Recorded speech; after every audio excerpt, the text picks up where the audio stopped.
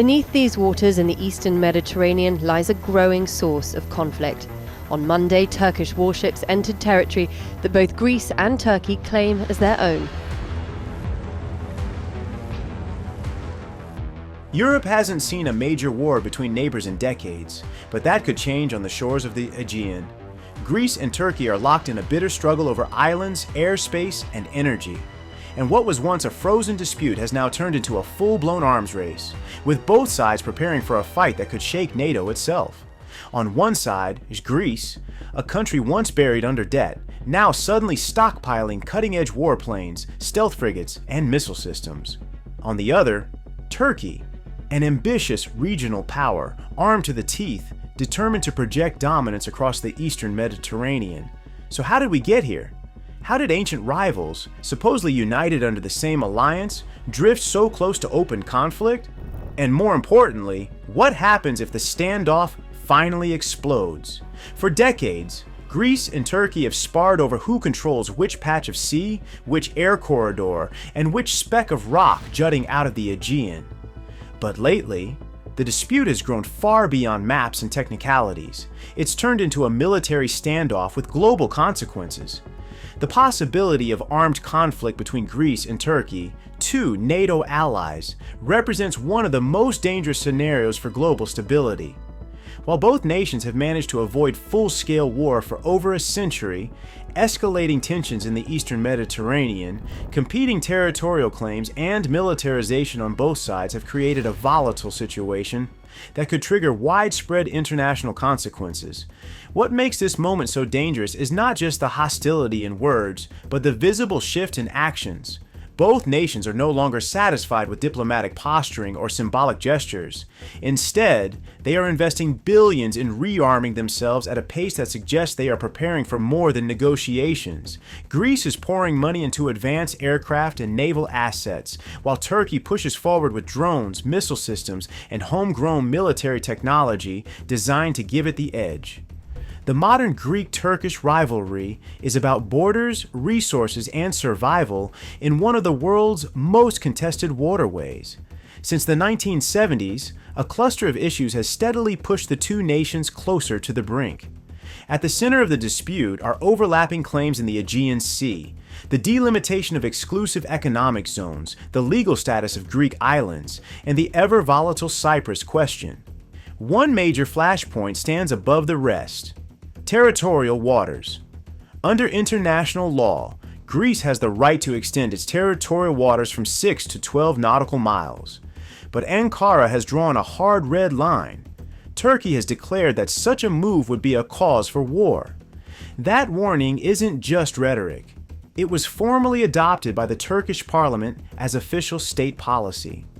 The tension has only deepened under Turkey's Blue Homeland doctrine, an assertive maritime strategy claiming nearly 462,000 square kilometers of sea space across the Black Sea, Aegean, and eastern Mediterranean. This sweeping vision collides head-on with Greek sovereignty, challenging control over islands and resource-rich maritime zones. In response, Greece has been fortifying its island defenses, building up installations and positioning forces. Athens insists these moves are strictly defensive. But in Ankara's eyes, they are proof of Greek militarization on Turkey's doorstep. What began as diplomatic disputes has evolved into a dangerous cycle of action and counteraction, setting the stage for a confrontation that could spiral beyond either side's control. In 2019, Turkey signed a maritime agreement with Libya's government of national accord. The deal created a maritime boundary between the two countries, but it ignored the presence of several Greek islands, including Crete, Khasos, Carpathos, Castellarizo, and Rhodes. Under the agreement, Turkey and Libya claimed exclusive economic zones extending 200 nautical miles, as well as rights to a continental shelf of 18.6 nautical miles. Greece strongly objected to this deal, arguing it violates its sovereignty and disregards international law. The agreement was also rejected by many other countries and organizations, including the European Union, United States, Egypt, Cyprus, Israel, France, Germany, and the Arab League. Within Libya itself, the parliament based in Tobruk dismissed the agreement as illegal, null, and void. Despite this opposition, Turkey continues to support the deal. More recently, the eastern-based Libyan parliament has formed a technical committee to review the agreement and consider its implementation. And in June 2025, Turkey submitted a maritime spatial plan to UNESCO, claiming that nearly half of the Aegean Sea falls under its jurisdiction. If you're enjoying this deep dive, please like the video and consider subscribing to our channel. Your support helps us bring more global insights. Now, back to the video. The proposal included maritime zones belonging to several Greek islands, effectively dividing the sea into two parts. Greece also rejected this plan, with Deputy Foreign Minister Tassos Chatsi-Vasileou stating that it has no legal force under international law.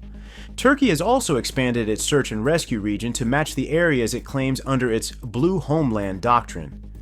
This overlaps with Greece's existing SAR zones and waters around Greek islands. Greece lodged protests with international aviation and maritime bodies, but Turkey dismissed these objections as groundless. One of the most dangerous flashpoints comes from radar lock incidents between Greek and Turkish forces, actions regarded under NATO rules as hostile acts. In August 2022, Turkey accused Greece of using its Russian-made S-300 air defense system on Crete to lock onto Turkish F-16 jets conducting reconnaissance flights at 10,000 feet. Ankara submitted radar logs to NATO, calling it Greek harassment of Allied aircraft during NATO missions.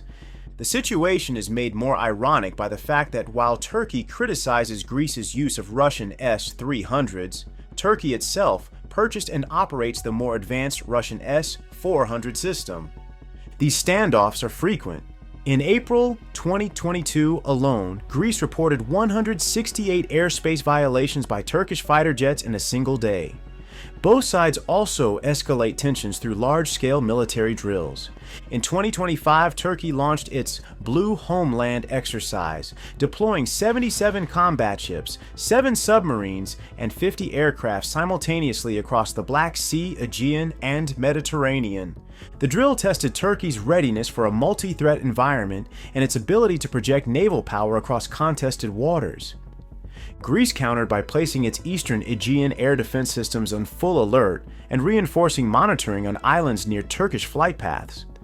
Prime Minister Kyriakos Mitsotakis raised the issue directly with NATO Secretary General Jens Stoltenberg, denouncing what he called dangerous overflights above Rhodes, Lemnos, Chios, Carpathos, and other Greek islands.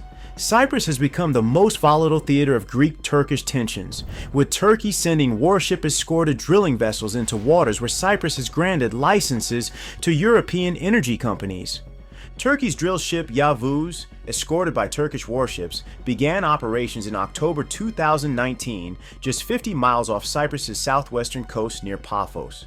The Cypriot government condemned this as a severe escalation and utterly provocative and aggressive behavior. Italy's NI CEO Claudio Descalzi stated his company would halt drilling operations if Turkish warships approached, declaring he doesn't want to have a war break out to drill wells. Turkey has deployed multiple drilling vessels, Fatih, Kanuni, Yavuz, and the newest Abdulhamid Han, creating a permanent Turkish drilling presence in disputed waters. The eastern Mediterranean contains hundreds of billions of cubic meters of natural gas, making control over these resources strategically vital. Turkey's exclusion from energy partnerships like the East Med pipeline connecting Israel, Cyprus, and Greece has intensified its aggressive pursuit of unilateral drilling operations. Cyprus has confirmed significant natural gas reserves in Block 6 of its exclusive economic zone through recent drilling operations by France's Total and Italy's Eni. With Europe seeking alternatives to Russian gas, these discoveries have become geopolitically crucial, making Turkish interference even more destabilizing. In April 2025, Greece announced the largest military modernization program in its modern history, committing 25 billion euros over the next 12 years. This level of spending equals around 3.5% of Greece's GDP, far above NATO's official 2% defense spending target. For 2025 alone, Greece nearly doubled its defense budget, reaching 6.13 billion. The most ambitious part of this plan is the development of the Achilles Shield air defense system, a multi-layered network designed to protect Greece from a wide range of threats such as enemy aircraft, missiles, drones, naval platforms, and even submarines. According to Defense Minister Nikos Dendias, this marks an existential issue for the country. So Greece's defense overhaul includes multiple major acquisitions and upgrades. F-35 stealth fighters. Yes, Greece is moving forward with plans to acquire up to 40 US-made F-35 fighter jets, giving its Air Force stealth capabilities and advanced targeting systems. French Rafale jets and Belhara frigates. France remains a core defense partner. Greece is adding Rafale fighter aircraft to strengthen its air force, while also purchasing Belhara-class frigates to enhance its naval power in the Aegean and Eastern Mediterranean. AI-powered missile systems, where mobile missile batteries will be integrated with artificial intelligence for faster threat detection and response. Next-generation soldier equipment, where infantry units will receive advanced gear including wearable sensors and digital communication systems to improve battlefield awareness. Satellite capabilities. Greece is investing in its own satellite systems to secure wartime communications and improve intelligence gathering. And drone and cyber warfare expansion. For recognizing the role of new technologies, Greece is strengthening its unmanned aerial systems and cyber defense capabilities to counter modern asymmetric threats. This program signals a long-term commitment by Greece to transform its armed forces into a technologically advanced military power within NATO, while also preparing for potential direct conflict with Turkey. While Greece is investing in cutting-edge defense systems to shield its skies and islands, Turkey is taking a different path, aiming not just for regional security, but for outright maritime dominance. Ankara is in the middle of the largest naval buildup in its modern history, with 31 warships currently under construction across Turkish shipyards. This expansion is paired with an ambitious 2025 defense budget projected to reach $46 billion, a staggering sum that explains President Erdogan's determination to transform Turkey into a true naval power. At the heart of Turkey's naval strategy is the pursuit of global power projection, a capability historically associated only with the world's great powers.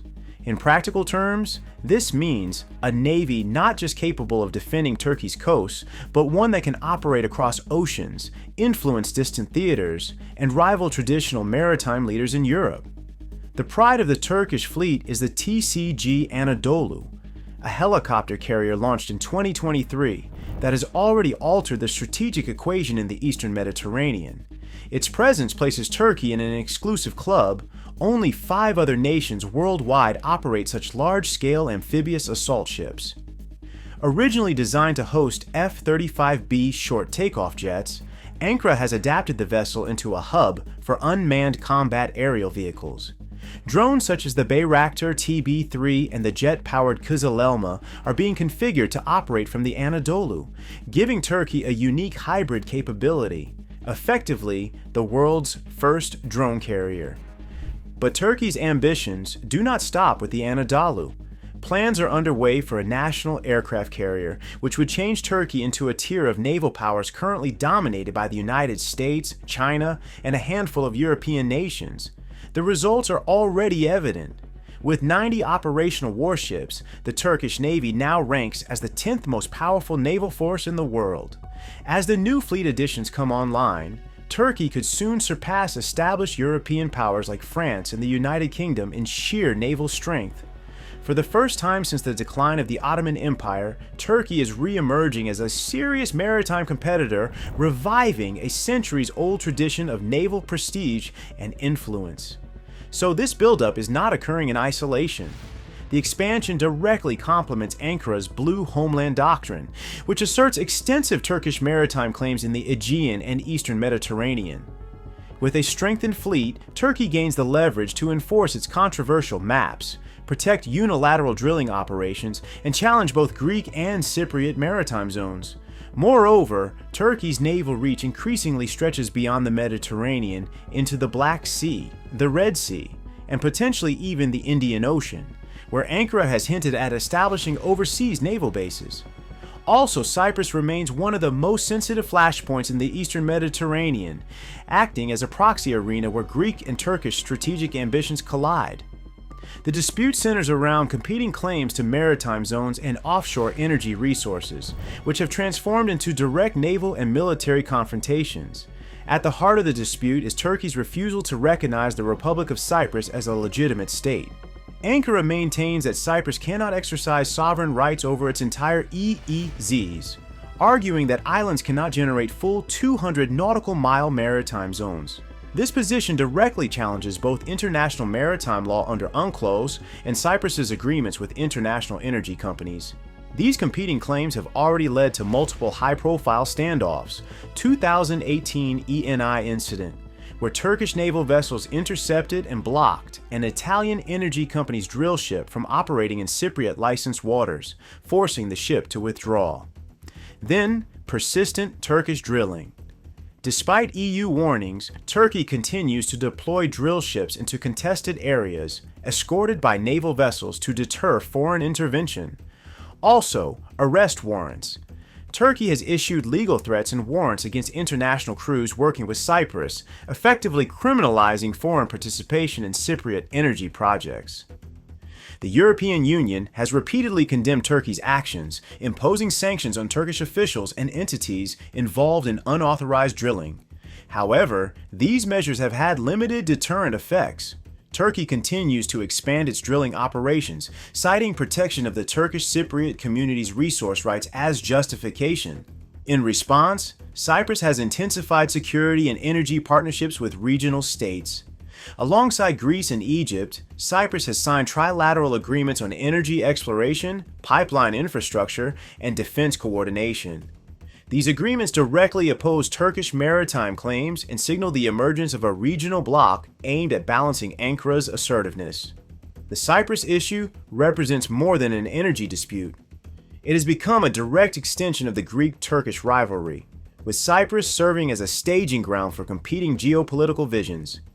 Any escalation in the Cypriot EEZ risks drawing in not only Greece and Turkey, but also European and regional powers with energy and security stakes in the Mediterranean. When it comes to domestic politics, Turkish President Recep Tayyip Erdogan has increasingly used aggressive language toward Greece, especially during times of domestic economic difficulty. In September 2022, he warned that Turkey may come suddenly one night, widely interpreted as a direct threat of military action. He has also referred to Greece's control of certain Aegean islands as an occupation, saying, "Your occupation of the islands does not bind us. When the time comes, we will do what's necessary." These statements directly challenge Greek sovereignty, even though the islands are internationally recognized as part of Greece. Erdogan has tied nationalist rhetoric to his political strategy. Facing declining public support due to economic problems, he has increasingly used foreign policy disputes to strengthen his domestic position. His 2023 re-election campaign prominently featured military imagery and nationalist slogans. Greek Prime Minister Kyriakos Mitsotakis has responded by strengthening alliances and rallying European Union support against Turkish actions. He portrays Greece as defending European principles and regional stability. While keeping communication channels open, Mitsotakis has criticized Turkey for raising tensions, particularly before Turkish elections, suggesting the escalation was aimed at boosting Erdogan's popularity. And nationalist rhetoric is not limited to Erdogan. Devlet Bahçeli, leader of Turkey's ultra-nationalist MHP party and a key government ally, has made even stronger statements. Some Turkish media outlets have further fueled tensions by displaying maps that paint all Aegean islands as Turkish, and by discussing missile ranges that could reach mainland Greece. Such narratives appear aimed at shaping public opinion for potential confrontation. The disputes between Greece and Turkey are not just long-standing disagreements, but now involve several high-risk issues. Turkey's maritime agreement with Libya directly challenges Greece's territorial rights, while Greece's military modernization and closer ties with Western allies are seen in Ankara as an attempt to contain Turkey. This cycle leaves little room for compromise. Domestic politics further fuel the confrontation. In Turkey, nationalist rhetoric has become central to President Erdogan's political strategy. while in Greece, leaders frame their position as defending European and national sovereignty. Each side gains politically from standing firm, but this raises the risk of escalation. With energy resources worth hundreds of billions of dollars at stake, and with NATO strained by the possibility of two member states clashing, the situation is highly unstable. The likelihood of conflict now depends less on whether the two countries want war, and more on whether a single military or political incident triggers a chain reaction. So the question is whether international actors can step in effectively before tensions reach a point of no return. If you found this analysis valuable, please consider subscribing to our channel for more deep dives into geopolitics. We would love to hear your thoughts. Drop your comments below and let us know what you think. Thank you for watching, and see you in the next video.